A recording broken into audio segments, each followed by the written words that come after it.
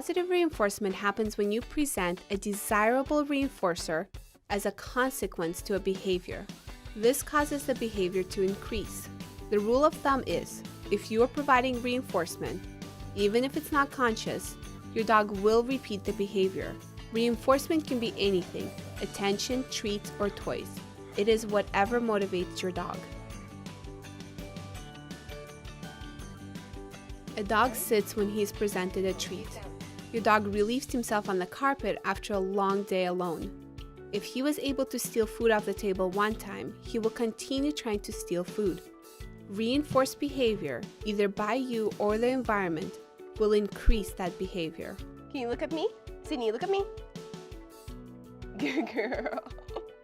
Extinction is the removal of the desired event or reward as a consequence to a behavior. Young lady, where are your manners? This causes that behavior to decrease.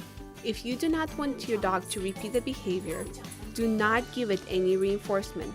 Even talking to your dog can be seen as receiving attention, and the dog will repeat that behavior.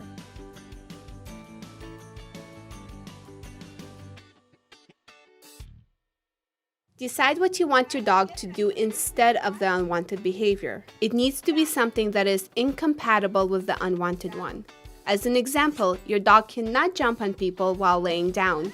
He cannot bark at the door while bringing you a toy. He can't beg at the table while laying in his crate while you eat. Teach him the new thing so he's proficient at it.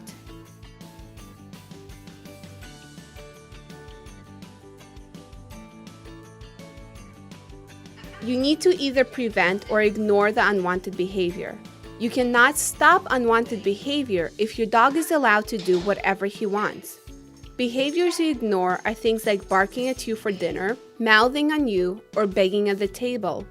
Behaviors you prevent are access to inappropriate chewing objects, barking at the door, and stealing food off the table.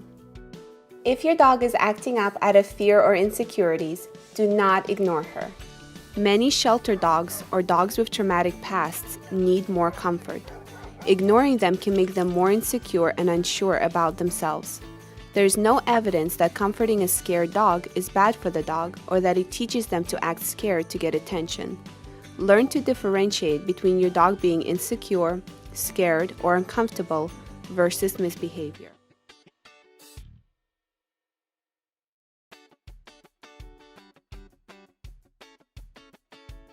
Reward the requested behavior.